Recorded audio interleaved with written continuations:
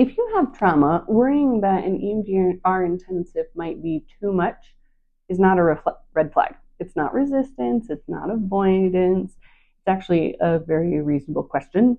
Trauma, by definition, is about overwhelm, about having too much happen too fast with too little support. So when people hear the word intensive, it makes sense that their nervous system pauses and is like, oh, what is that going to mean for me? So, of course, the question comes up, is it going to overwhelm me? So let's talk about what too intense or what intensive actually means. People worry that an EMDR intensive will be too intense. And they're not usually talking about time, they're talking about capacity. They're asking whether their nervous system can handle the work, whether they'll be pushed outside of their comfort zone, or if they're going to be flooded, destabilized, or just kind of left paralyzed. And those are the exact right questions you should be asking your trauma therapist, because trauma healing doesn't actually happen through force. It happens through regulation. And there's a concept called the window of tolerance that can help explain this and what we're aiming for in an intensive. So your window of tolerance is a nervous system range where you can stay present without tipping over into like shutdown or fight, flight, freeze. Like you might start to feel a little of those inside of your window, but you're not, like your brain's not going fuzzy and you're not losing consciousness or you're not screaming and, seeing red.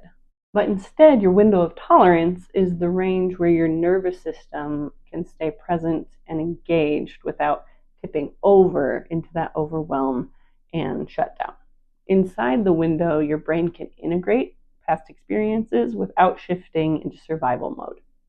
And this part matters because the goal of trauma therapy is not to push the edges of that window, it's actually to work within it. And this is true whether you're talking about weekly therapy, any kind of trauma therapy, weekly therapy, intensive therapy, or what other kind of healing work you're doing. So a lot of people imagine trauma therapy as like diving straight into the hardest memories you have and staying there until they're somehow magically healed. But that's not how our nervous system works. It actually heals through pendulation. So we touch something difficult, and then we come back to grounded, to oriented, and then you decide whether to move forward over and over again. And that's what actually allows you to heal. So I like using the metaphor of a swimming pool.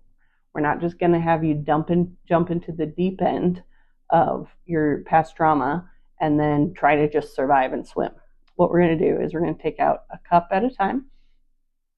We're going to dip in our cup into the end of the swimming pool. We're going to examine it. We're going to process it, filter it. And then through that process, it's going to be released. And then we're going to go see how you feel. Then we're going to take another cup. And we're going to process that cup. And then that's going to be released. So your system gets to digest what was just touched before you're taking on more. And that pacing allows healing to happen. So what makes an EMDR intensive is just the amount of time. It's not actually the emotional pressure. In a well-run intensive, we are monitoring and connecting with your nervous system moment by moment. So we're still orienting, we're resourcing, we're slowing down, we're pausing as needed. And so the difference is structural. Instead of repeatedly opening something over and over again and then containing it over and over again every week, there's more room to let the nervous system work through in a continuous, supported way. And for many people, that actually feels safer, not more intense. Another important piece here is that not everyone wants the same experience in trauma work. Some people genuinely like to jump in feet first. They have a big capacity, they want to do a lot at once, and it actually feels more regulated when things move quickly and decisively. It feels good to get it done. And other people don't work that way at all. their nervous system needs more gradual pacing, more frequent grounding, and more space between those waves of processing. Neither of these is better or worse, and actually, you can do either of those in an intensive format. It's simply a different format that matches your nervous system. And this is where the therapist role becomes central, because my job as an intensive specialist isn't to push you towards intensity or to slow you down arbitrarily. It's to attune to you and to closely track your nervous system to know and observe that you're solidly inside of your window of tolerance and to notice when you're getting to the edges. Not a fixed formula.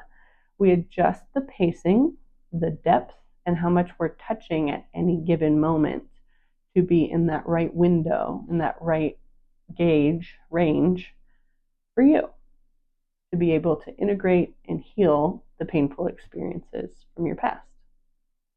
So when an intensive is built this way, responsive to your nervous system and your style and paced to your capacity, something really amazing happens.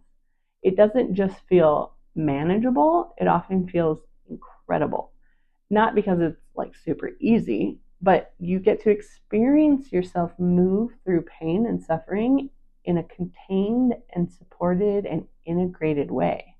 And a lot of people are surprised by this. They come in expecting a lot of intensity, and by that they mean suffering. And what they feel instead is a growing sense of agency and capacity, and they experience themselves healing and releasing things that they never thought that they would be able to be free from. And there's often this amazing sense of like empowerment that comes with that, and relief and genuine joy, and like, whew, it's like the most powerful thing, guys. You're gonna make me cry. And the freedom that comes from no longer being hijacked from that pain is pretty amazing. When the intensive is built within your nervous system and window of tolerance, you don't just survive the work. You experience yourself healing, and you experience like the expansion in yourself of what even is possible. So is an intensive right for everyone? No, and it shouldn't be. Readiness matters, capacity matters, support matters, and so for some people, weekly therapy is actually better. An EMDR intensive can be a good fit if you want depth with pacing, and if you know there's trauma you want to work through, and if you want to reduce the start-stop nature of weekly therapy. It's also okay if the answer is not right now or not yet. Trauma therapy isn't about doing it faster. It's about healing in a way that your nervous system can actually metabolize.